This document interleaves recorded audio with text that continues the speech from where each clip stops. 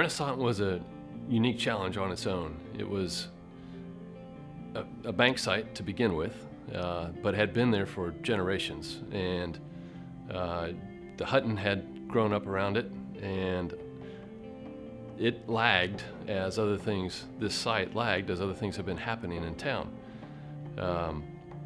With the development of the Hutton and with the bank's purchase of this land, they agreed to some specific restrictions about how the building could address the street, how tall it could be. And so we had some criteria that we had to respond to and design. We also had some goals that the bank had set forth that guided us toward certain stacking and needs for square footage within the space. On top of that, trying to satisfy parking requirements on a tight site led us to some different kind of solutions than what had normally been considered on that type of site or for this type of project.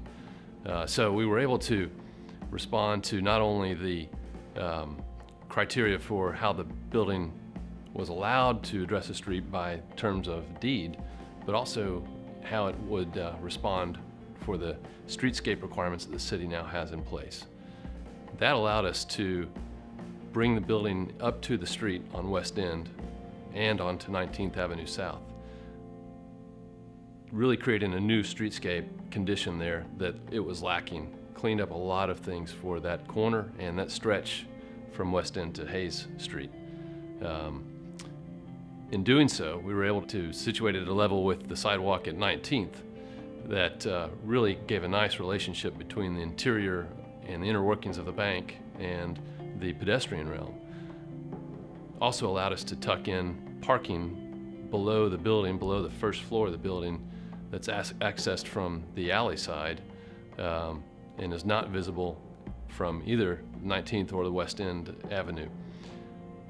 We were working toward a nice openness of the building to those pedestrian realms, so there was a good connection of activity from inside to outside and back and forth, and felt like that was an important thing to achieve to continue to improve that pedestrian realm.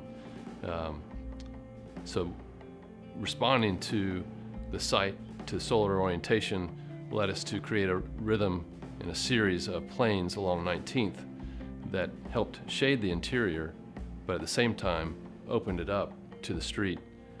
And with the south facade on West End, we were able to eliminate those and put the interior on display.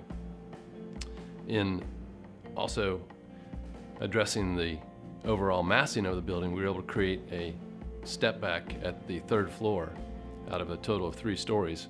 The first 2 aligned on both sides vertically, aligned vertically on both sides, and then stepped back in at the 3rd floor, creating a terrace that was able to run the perimeter of the building, allowing the bank to open up entertainment spaces, boardroom spaces, and offices to the outdoors and further activate both 19th and West End. We felt like we were taking something that was underutilized, this site that was underutilized, and really beginning to define it in a future-looking, forward-looking urban realm development that had been lacking in this area.